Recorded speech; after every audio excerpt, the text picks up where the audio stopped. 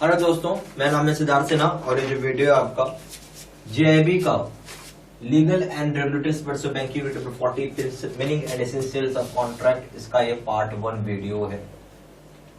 ठीक है, और अगर प्रॉपर आप जेआईबी का वीडियो कोर्स करना चाहते हैं, मेरा फोन नंबर भी दिया है, फोन करके पूछ सकते हैं या इसी डिस्क्रिप्शन बॉक्स में पूरा इंफॉर्मेशन आपको मिल जाएगा। चलिए स्टार्ट करते हैं। ठीक है, तो सबसे पहले हम लोग शुरुआत करते हैं, एक शब्द आती है एग्रीमेंट से। क्या समझ में आता है एग्रीमेंट? एग्रीमेंट वो चीज होता है जहां दो आदमी चाहे दो पार्टी हो, चाहे दो कंपनी हो, जो दो आदमी हो, आपस में एक एग्रीमेंट कर लेते हैं कि भाई आपस में एग्रीमेंट नहीं, आपस में समझौता कर लेते हैं। भाई मैं आपके लिए काम करूंगा, इसके बदले मुझे ये चाहिए। दूसरा पार्टी भी एग्री हो जाता है, ठीक है आप ये काम करिए तो आपको ये चीज दे देंगे। एग्जाम्पल, जैसे मान लीजिए कोई घर बना रहा है, तो घर में एक एग्रीमेंट किया गया कि आप मुझे प्लिंथ बना दीजिए या ये पूरा घर कंप्लीट कर दीजिए 1 साल में, 1.5 साल में, 2 साल में। दूसरी पार्टी रेडी हो गई, ठीक है, ये एग्रीमेंट हो गया। ठीक है, हम बना देंगे, आप इस बात को एक्सेप्ट करते हैं, एग्रीमेंट हो जाएगा। जब आप इतना बना देंगे तो हम आपको ऐसा पैसा पे कर देंगे। ठीक है, एग्रीमेंट भी 2 प्रकार के होते हैं, एक ओरल एग्रीमेंट होता है और एक रिटन एग्रीमेंट होता है। ठीक है, तो पहला चीज क्या है, एग्रीमेंट क्या हो गया, एक तरीके का समझौता हो गया, टाई अप हो गया बिटवीन 2 पार्टीज। एग्रीमेंट आपका ओरल भी हो सकता है और रिटन फॉर्म में भी हो सकता है। ठीक है, ये हुआ हमारा एग्रीमेंट की बात। दूसरी आइए कॉन्ट्रैक्ट की बात समझते हैं हम लोग।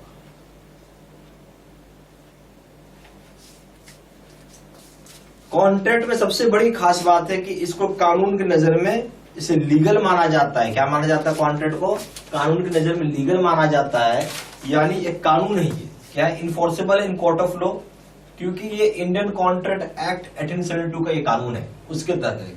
ठीक है, तो क्या है, कानून नजर में इसको माना जाता है क्योंकि इन्फोर्सेबल है कोर्ट ऑफ लॉ में, इसलिए। आप इसको ऐसा बना के लिख सकते हैं, इन्फोर्सेबल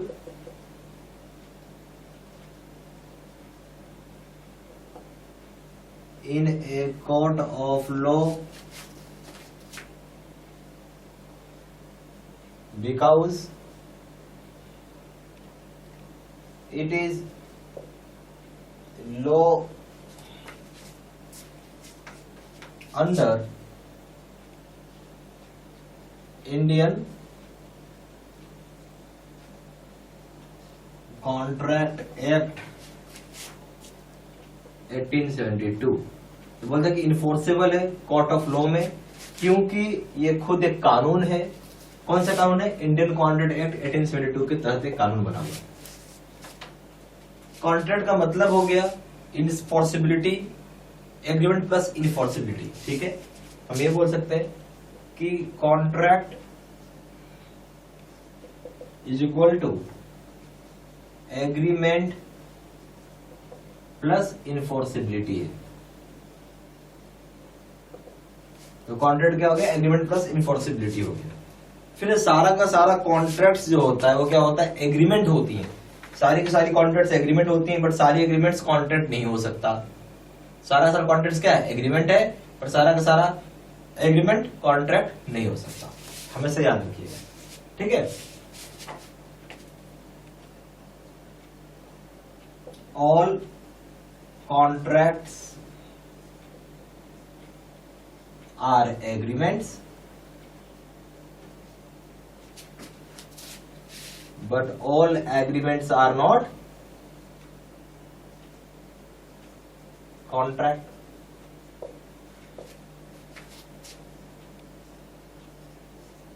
सारा का सारा कॉन्ट्रैक्ट क्या एग्रीमेंट है, बट सारे के सारे एग्रीमेंट्स कॉन्ट्रैक्ट यहां पे नहीं होते। कॉन्ट्रैक्ट तो वही होगा ना जो कानून नजर में इन्फोर्सेबल होगा। अच्छा, यहाँ पे जब एक आदमी प्रपोजल बनाता है, कोई भी एक आदमी प्रपोजल बनाया और दूसरा आदमी ने अपनी मंजूरी दे दी, एसेंट दे दिया या कंसेंट दे दिया, तो प्रपोजल को ये मान लिया जाता है कि मंजूरी हो गया, एक्सेप्ट हो गया। कोई आदमी प्रपोजल बनाया, दूसरा आदमी इस प्रपोजल को मंजूरी दे रहा है या कंसेंट दे रहा है, इसका मतलब ये हो गया ना प्रपोजल को मान लिया गया यानी एक्सेप्ट कर लिया गया प्रपोजल को। ठीक है। तो when a person to whom proposal is made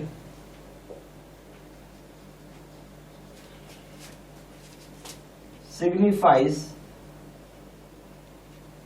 his assent, assent को हम कंसेंट बोलते हैं, the proposal said to be accepted.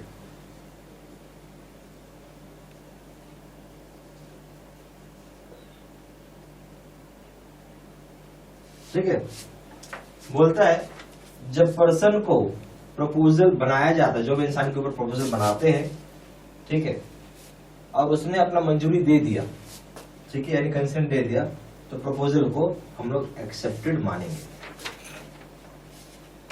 Proposal promise में तभी बनता है, जो प्रपोजल है प्रॉमिस कब बनेगा, जब दूसरा ने मंजूर करेगा, एक्सेप्टेड होगा। Proposal becomes promise when it is accepted। Proposal promise कब बनेगा, जब उसको हम एक्सेप्ट कर लेते हैं। ठीक है,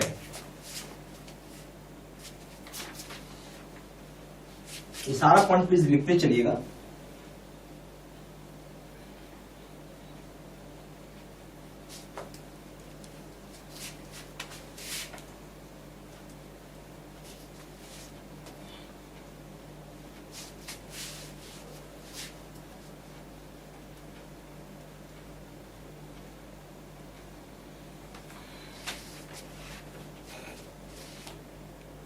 जो पर्सन प्रपोजल बनाता है मुझे क्या बोलेंगे, प्रोमिजर। ठीक है, ये आप लिख लीजिए, प्रोमिजर हम किसको बोलते हैं, पर्सन मेकिंग द प्रपोजल। जो प्रपोजल बनाता है उसे हम प्रोमिजर बोलते हैं, प्रपोजल। फिर जो पर्सन एक्सेप्ट करता है उस प्रपोजल को, उसको हम लोग प्रोमिजी बोलते हैं।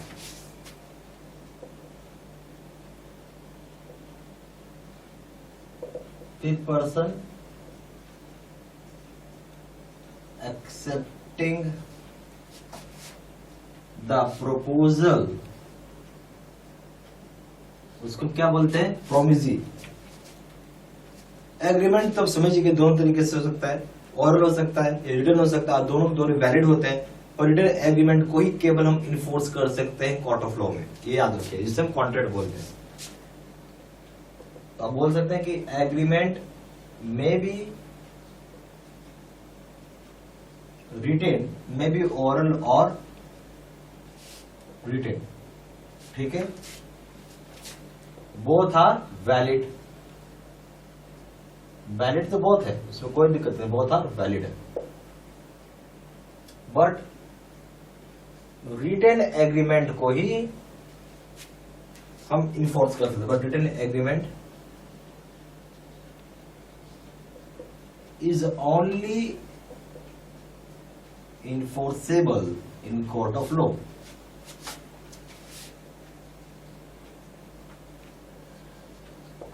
तो यहाँ एग्रीमेंट तो बोलता है कि ओरल भी हो सकता है, रिटन भी हो सकता है, पर दोनों के दोनों वैलिड होते हैं। पर रिटन ही एग्रीमेंट को केवल हम इन्फोर्स कर पाएंगे कोर्ट ऑफ लॉ में। लागू कहां होगा कोर्ट ऑफ लॉ में, सिर्फ और सिर्फ रिटन एग्रीमेंट ही लागू हो सकता है। ये हमेशा याद रखना है आपको। अब हम बात करेंगे कंसिडरेशन के ऊपर। ठीक है, अच्छा एक एग्जांपल ले लेते हैं रिटन एग्रीमेंट का। एग्जांपल्स ऑफ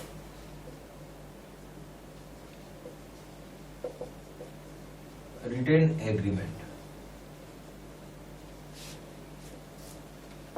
क्या होगा बताइए। इमूवेबल प्रॉपर्टी, लीज, ये सब एग्जांपल हो गए इसके। इमूवेबल प्रॉपर्टी, लीज, ये सारे के सारे इसके एग्जाम्पल है।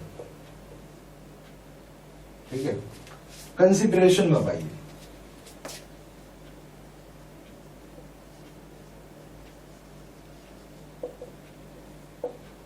कंसिडरेशन में क्या समझ आता है कि जहां दो पार्टीज आपस में कुछ करना चाहती हैं, जहां दो पार्टी कुछ आपस में करना चाहती है तो हर एक पार्टी कुछ के बदले कुछ को उम्मीद रखती है। एक पार्टी कुछ देगी, दूसरी पार्टी को कुछ मिलेगा। ठीक है, या समथिंग इन रिटर्न हम बोलते हैं, जहां दो या दो से ज्यादा पार्टी जो होती हैं आपस में कुछ चाहती हैं एक दूसरे के साथ। ठीक है, समथिंग इन रिटर्न हम बोल सकते हैं इसको, something in return both are parties, so both or more parties give something to one, give something to one another and get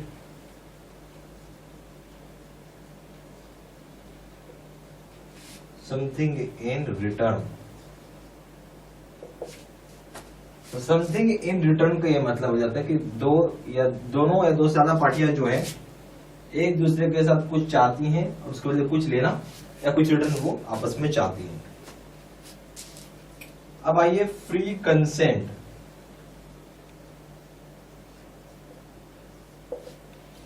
अब जैसे कभी आप सुनिएगा कि अगर कोई कॉमन रास्ता है उसमें बोले कोई लाइटिंग लगा देते हैं तो किसी को आपत्ति है लाइटिंग का, को बोले रोड बनवा देते हैं, किसी को कोई दिक्कत होगा इसमें? नहीं होगा ना। ठीक है, तो कोई फ्री कंसेंट होता है जिसको बोलते हैं कि सभी की मंजूरी है। ठीक है, यहाँ पार्टीज एग्री करती सेम चीज के लिए सेम सेंस में। तो when the parties agree to the same thing in the same sense, जो पार्टीज होता है अगर एग्री करती है सेम थिंग के लिए सेम सेंस में तो हम इसे फ्री कंसेंट बोलते हैं। तो सारा पॉइंट प्लीज आप लिखते चलिएगा कॉपी में। ठीक है ना। यहाँ पे हमारे पास JIB के दो तरह के कोर्सेज हैं। एक PPT यानी कंप्यूटर स्क्रीन रिकॉर्ड होता है, जो कंप्यूटर स्क्रीन होती है उसको रिकॉर्ड करके आपको वीडियो बना के दिया जाता है। और दूसरा होता है face to face video course. जो अभी अपने वीडियो देखा है उसका नाम है face to face video course. ये सबसे बेस्ट कोर्स है और ये अगर आप ये कोर्स करते हो तो मान के चलिए कि आप फर्स्ट टाइम में ही पास करेंगे। सिंपल बोलूँगा, फर्स्ट टाइम में आप पास कर जाएंगे। हर आदमी को एक ही चीज़ चाहिए कि भाई फर्स्ट टाइम में ही पास करे, बार बार एग्जाम कोई देने का इच्छा नहीं रखता है। ठीक है, तो ये सबसे बेस्ट कोर्स मैंने आपको पहले बोला। मैं यही बोलूँगा यही कोर्स आप करें, सबसे रिकमेंड करूँगा ये कोर्स करने के लिए। सबसे ज़्यादा सेलिंग पावरफुल और बेस्ट कोर्स तो खैर है, क्योंकि अगर पास करें फर्स्ट टाइम तो इससे बढ़िया क्या होगा। दोनों कोर्स में कंपेयर करें, दोनों जगह वीडियो लेक्चर कोर्स है, दोनों जगह केस स्टडी की वीडियो है। यहाँ पे 6000 सेटर क्वेश्चन बैंक है, 13500 क्वेश्चन बैंक है। यहाँ पे 30 मॉक टेस्ट है और दोनों जगह रिविजन नोट्स है। वैलिडिटी की बात करें, वैलिडिटी जो है लाइफ लॉन्ग है, जब तक पेपर क्लियर नहीं होगा तब तक कोर्स कर सकते हैं। पेपर 1 प्रिंसिपल्स करेंगे दाम है 600 रुपये, यहाँ 1200 रुपये। पेपर 2 करेंगे इसका दाम 800 रुपये, यहाँ पे 1500 रुपये। पेपर 3 करेंगे इसका दाम है लीगल, इसका दाम है 600 रुपये, इसका दाम है 1200 रुपये। और कॉम्बो पे करेंगे यानी तीनों पेपर एक साथ मिला के करेंगे, इसका दाम है 1500 रुपये और यहाँ पे दाम है 3000 रुपये।